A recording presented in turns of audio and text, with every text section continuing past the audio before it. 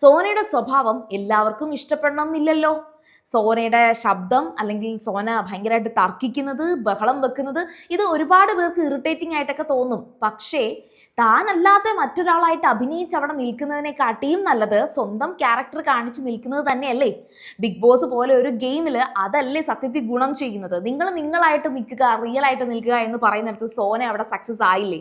Fake ക്യാരക്ടറായിട്ട് നിൽക്കുകയാണെങ്കിൽ അധിക കാലം ഒന്നും ഇതിനകത്ത് അഭിനയിച്ച് നിൽക്കാൻ കഴിയില്ല. കഴിഞ്ഞ ദിവസം നമ്മുടെ നാദിറ വന്നിട്ട് പറയുന്നുണ്ട്, അത്രയും ദിവസം അഭിനയിച്ച് നിന്നതാണ്, അഭിനയിക്കാൻ കഴിവുള്ള ഒരാൾക്ക് മാത്രമേ അങ്ങനെ ചെയ്യാൻ പറ്റൂ എന്ന്. ശരിക്കും പറഞ്ഞാൽ അതൊരു മുഖംമൂടി അഴിഞ്ഞു വീഴുന്ന മൊമെന്റ് വരെ അഭിനയിച്ച് നിൽക്കാൻ പറ്റും. അപ്പോൾ യഥാർത്ഥ ക്യാരക്ടർ അത് ഇഷ്ടപ്പെട്ടാലും ഇഷ്ടപ്പെട്ടില്ലെങ്കിലും ഓഡിയൻസിന് അവിടെ തിരിച്ചറിയാൻ സാധിക്കും. അതുകൊണ്ടാണ് സോനയെ ഇപ്പൊ അടുപ്പിച്ച ദിവസങ്ങളെല്ലാം എല്ലാവരും ചർച്ചയാക്കുന്നത്.